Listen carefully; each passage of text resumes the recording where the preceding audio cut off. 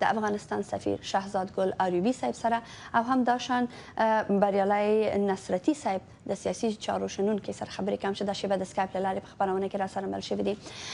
پیل به له تاسو څخه وکړو آریوبي صاحب، تاسو هم د ډیرو افغانانو سره په اړیکه کې یاستئ په اوکراین کې، که لږ معلومات راته راکړئ چې دوی خپل حالت تاسو ته څنګه بیان کوي او څه ډول مرستو ته ډیر اړتیا لري؟ مننه نورستاني صاحب، خوشحاله یم چې تاسو سره یم. نو وضعیت هلته ډیر زیات خراب دی. موږ 93 افغانان لرو چې یو ډله یې افغانان دي چې هلته اوسېږي، دوی کاروبار لري، تجارت لري، دویم محصلین دي، او دریمه ډله د 15 اگست نه چې وضعیت په کابل کې خراب شو هغوی نوي اوکراین ته راوړل شوي دي. دوی هغه د اسنادو یا د اپلیکیشنونو ته مراحل نه وو تکمیل شوی چې یا به امریکا یا کاناډا یا نورو ملکونو ته ځي. هغوی ته منتظر وو، هغه خلک هم هلته پاتې دي. بدبختانه یا بدمرغه هلته تر اوسه پورې دوی داسې ستونزو سره مخامخ شوي دي چې دوی اکثره پاسپورټونه هم نه لري. د دوی سره موږ په تماس کې یو او دوی ډیر په ویره کې دي او ترس کې دي، خصوصا د اوله ورځ په اودیسه ښار کې او پرون ورځ وضعیت په کیف کې زیات خراب شولو. نو تر 200 پورې زیاتو کسانو موږ ته مراجعه کړې دي، د دوی سره خبرې کړې دي او د دوی وضعیت چې دی بیخي وخیم دي. اکثره مالی مشکلات هم لري چې دوی د خوراکي یا د سفر لپاره پیسې نه لري. محصلین مو ډیر زیات په بد حالات کې دي. پرون یو څو محصلین سره چې مو خبرې وکړلې دوی ویل چې 40 کیلومتره که 15 کیلومتره مو مزل کړی دی، اوس نور هم لاره راته پاتې دی چې د پولنډ سرحد ته ورسېږو. بیا چې سرحد ته ورسېږي سرحد کې دوی ته اجازه نه ورکولی کېږي، اکثره هلته د بایومټریک پاسپورټ ترې غوښتلی کېږي. نور سرحدونه هنګري کې هم همداسې وضعیت دی. په سلواک دولت پرون ورځ موږ سره رسمي معلومات شریک کړل چې هلته هجوم د موټرو ډیر زیات دی او تقریبا 12 ساعته خلک منتظر پاتې شوي دي. او بیا چک سلواک ویلي هغه زنانه یا عمرونه ماشومانو چې د 18 نه کم وي هغوی ته اجازه ورکولی کېږي. په مختلفو ځایونو کې په مختلفو سرحدونو کې مشکلات ډیر زیات دي، خصوصا افغانان مو ډیر سخت ستونزه کې دي. آریوبي صاحب، تاسو اوس د دې نه یادونه ویلې چې افغانانو سره تاسو په تماس کې یاستئ، په اړیکه کې یاستئ.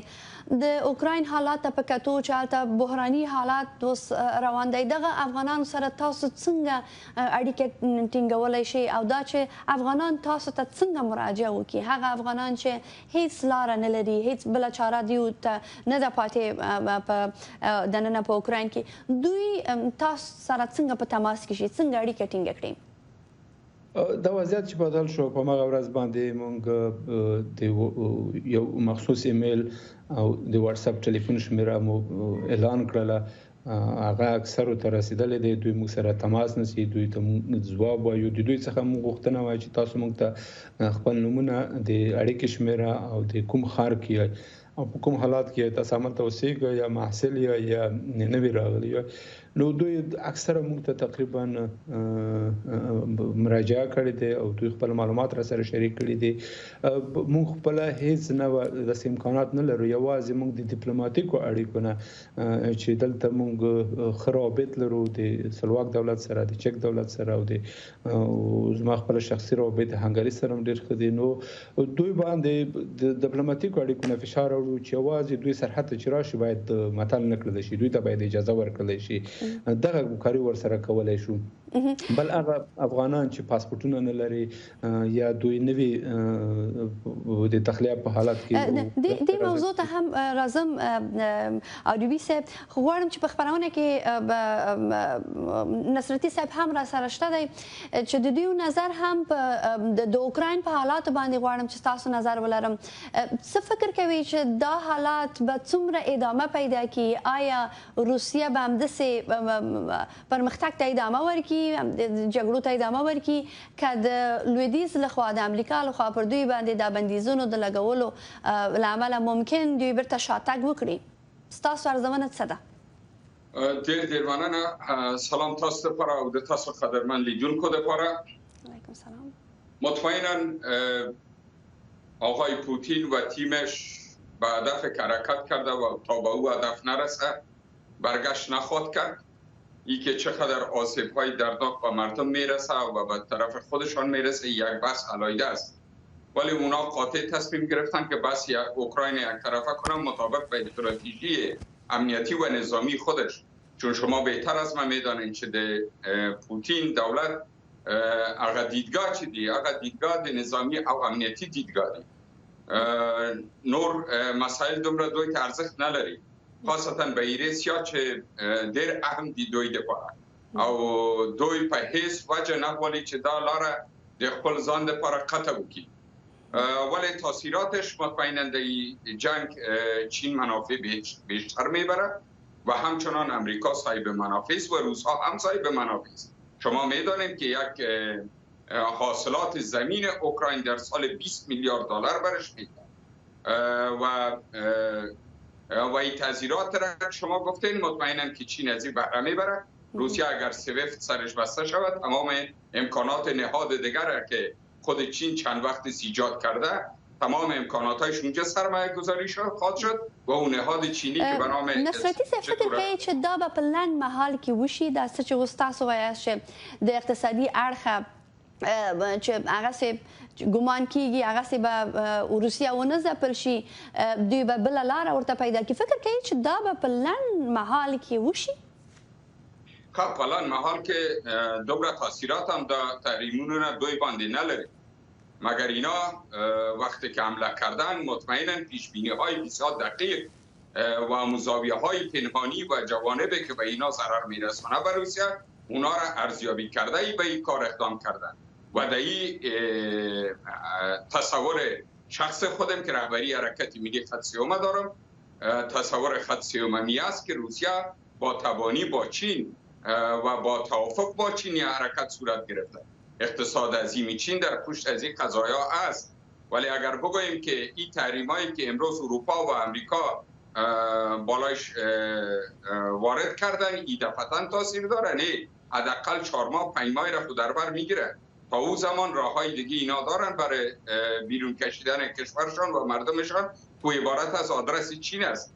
در کل در این تهاجم چین و امریکا منافع بیشتر بردن که مطمئنا اروپا در یک شوک عجیب به سر میبره که ما هم در اروپا کل زندگی میکنیم مهاجرین و امیدوار هستیم که این مسئله به خوبی حل شد. د دې کړکېچ له امله نصرتي صاحب خورا ډیر مهاجرین هم اروپایي هیوادونو ته اوس روان دي. تاسو په خبرونو کې به اورېدلي اوسئ چې د دې اټکل کېږي چې د 4 میلیونو څخه ډیر اوکراینیان د اوکراین څخه اروپایي هیوادونو ته به لاړ شي. څه فکر کوئ چې اروپا به د څه ډول داسې برېښي چې د اروپا د یو ډیر لوی د کډوالو بحران سره به مخامخ شي؟ دا به څومره لویه ستونزه وي؟ دا تاثیرات د دې حمله ډېر غټ تاثیرات یوازې په اروپا کې نه بلکې په ټول دنیا د داسې تاثیرات اوس وایدا دي لکه چې پخوا په نامه د جهان یک قطبی و مگر امروز یه حمله اوکراین مهر صحه به ادامه میگذاره که جهان از یک قطبی شدن برآمده و نظام لیبرال دموکراسی که بود او در تزلزل آمده و تاثیرات از این هم بالای اروپا به حد و اثر تاثیرات داره. اول بخش مهاجرین که شما گفتین، دوم بالا رفتن قیمت ها در اقلام مختلف با شمول انرژی و سوم در خود اتحادیه اروپا تزلزل فکری در بعض علاقات به وضوح دیده میشه. کسای بسیار میخواین آرام باشن، کسای میخواین زودتر حرکت کنن. اگر و دیگه ای که اتحادیه اروپا حال یک راه داره یا دو راه، یا ای که موضوع را به اینمی تحریما ختم کنند و اگر اینا وارد رویارویی با روسیه در اوکراین شود مطمئنم که خسارات تسلیحاتی، لوجستیکی، صحی و نقدینه را متقبل خواهد شد. پول نقد به این کشورها. بنابراین این روند اقتصاد اروپا را به کلی به طرف ضعف میبره و اروپا از یک پیشرفت که دمرویش بود و سالیان متمادی در حالت پیشرفت بود این حرکت اگر بکنن بازدارنده خود بود. ولی تا حد سمعی است که روسیه تا اوکراین است و از اوکراین پیش فکر هم نمی کنه. چون دریای سیاه برای از اونا بسیار مهم است. بله آریوبی صاحب تاسو که برته د افغانانو موضوع ته په اوکراین کې راشو ځکه چې ډیری افغانان هلته اوس هم بند پاتې دي. تاسو د دغو افغانانو لپاره د مرستې امکانات څنګه برابر کولی شي او د دوی برخلیک به څنګه شي، مخصوصا د هغو افغانانو چې تاسو مخکې یادونه وکړه چې دوی حتی قانوني اسناد نه لري؟ دلته موضوع د اسنادو مهمه نه ده. هغه افغانان چې اسناد اوس نه لري د هغوی دپاره د لارې برابرول شته دی چې څنګه اسناد ورته برابر شي. هغوی اکثره دریم ملک ته د تګ دپاره منتظر دي. د هغوی څوک د عیساوي کیسونه لري، څوک د کاناډا سره دي، څوک د P2 P1 کې راځي او بعضې نور هغه دي. هغوی هماغه سفارتونه چې دلته راوړي دي هغوی مسؤلیت لري چې هغه بل هېواد ته ویوسي. که چېرته نه وي زموږ سفارتونه د امکانات شته چې دوی دپاره اسنادونه برابر کړي. دې په خاطر باندې موږ دغه ایمیل او واتساپ مو اعلان کړی دی چې موږ پوه شو چې څومره کسان دي او په کوم حالات کې دي. دوی ستونزه چې شي ده د پاسپورتونو مشکلات چې لري، کنه وی د سفارتونو سره موږ اړیکه نسو غوي مشکلات ورته حل کوو. خو هغه افغانان چې غواړي چې د یوکرين څخه ووزي یا محصلین دي او یا التوسیږي هغه دریم ملک ته چلاړ شي. خصوصا مالدووا کې اوس ته یو مرکز جوړ کړی دی، خلک د لپاره استقبال کې خلاص کې امکانات شته چې دوی لاړ شي یو څو وخت لپاره دوی په هغه کمپونو کې بیا ورسته کېدای شي ريجستر شي بل ملک ته لار پیدا کې. رومانیا کې، هنګری کې، سلواک کې، چک، پولند، دا ټول ځایونه ته چې دوی یوازې سرحد پاس کې د دوی لپاره بیا اکثره ملکونو استقبال کړی دی او امکانات ورته برابر کړی دي. دوی به هیڅ ستونزې سره نه مخامخ کیږي. دوی هغه لومړنۍ مرستې چې د هغه ورته برابرول کیږي. دلته یونیسیار دفتر دی او پیپل نیډ دی، دوی سره چې موږ خبرې وکړې دوی وایي چې دغه د بشري امکانات چې څومره وي موږ ټولو ته په یو سترګه ګورو او ټولو سره دغه کوو. نو زموږ کومک یوازې دغه دی چې د خپلو ډیپلوماټیکو اړیکو نه د ملکونو باندې دا چیرته چې موږ سره کار کوو چې په دوی فشار راوړو چې دوی ته اجازه ورکړي. اکثره سرحدونو ته راشي هلته ساعتونه ولاړ وي، اجازه نه ورکوي. دغه یو غټه ستونزه ده. موږ دغه مشکل جهل کو چې دوی یا پولند ته یا مالدووا، رومانیا یا چک، سلواک، هنګری کوم ځای ته چې داخل شول بیا ان شاء الله دوی ستونزه نه لري. بیا غن وروسته که دوی غواړي عمل ته پاتې شي یا بل ملک ته ځي دغه امکانات هم تاسو برابروي ورته خپل لار پیدا کړي. بله ډیر اعلی. په چک جمهوریت کې د افغانستان سفیر شهزاد ګل آریوبی صاحب هم داشتن د سیاسي چارو شنونکر بریالای نصرتی صاحب ډیره مننه کوم چې اتصال پروګرام ته راغلی. مننه.